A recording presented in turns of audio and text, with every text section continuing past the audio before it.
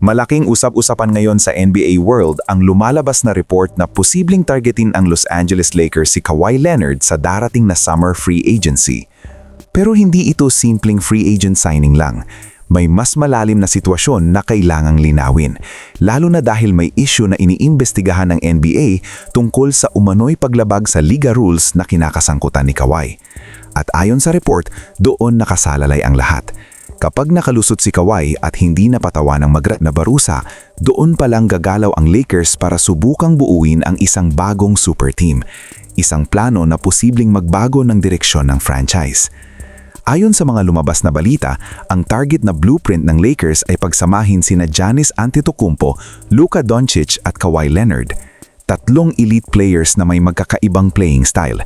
Si Luka ang primary creator, si Giannis ang dominant force sa loob, at si Kawhi ang two-way stabilizer na hindi kailangan ng bola para maging epektibo. Ito raw ang nakikitang sagot sa matagal ng problema ng Lakers, ang sobrang pagiging ball-dominant ng lineup. Lumabas din sa report na isa sa dahilan kung bakit hindi naging fully successful ang nakaraang setup ay ang hirap pagsabain ang mga players na kailangan laging may hawak ng bola.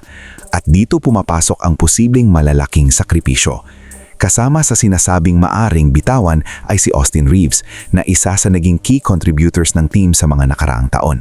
Mas ikinagulat ng marami ang posibilidad na pati si LeBron James ay hindi na rin maging bahagi ng long-term direksyon.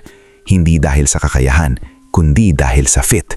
Ayon sa report, naniniwala ang bagong team governor na si Mark Walter na ang roster sa paligid ni Luka ay kailangang puro players na kayang maglaro off the ball.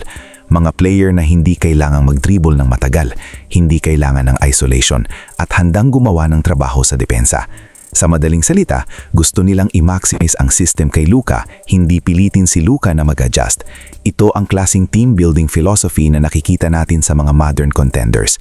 Spacing, movement, defensive versatility, at mas kaunting ego na kailangang pakainin ng possessions.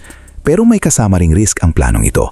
Dahil ayon pa sa parehong report, kapag hindi naging successful ang experiment na ito, posible ring pag-isipan ng Lakers na i-trade si Luka para maibalik ang nawalang assets. Isang napakalaking desisyon kung mangyayari. Ibig sabihin, hindi lang simpleng roster change ang pinag-uusapan. Ito ay full organizational reset kung sakaling hindi gumana.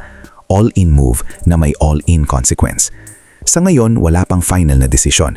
Marami pang kung makakalusot si Kawhi sa investigasyon, kung matutuloy ang free agency move, kung handa nga ba ang Lakers na magpaalam sa mga pamilyar na muka para sa isang panibagong direksyon. Pero isang bagay ang malinaw, kapag itinuloy nila ito, hindi lang lineup ang magbabago, pati identity ng Lakers mababago. Ngayon, tanong ko sa inyo, tama ba ang ganitong plano na i-build ang team fully around Luka? O masyado itong delikado at baka mauwi lang sa panibagong rebuild? Comment nyo ang thoughts nyo.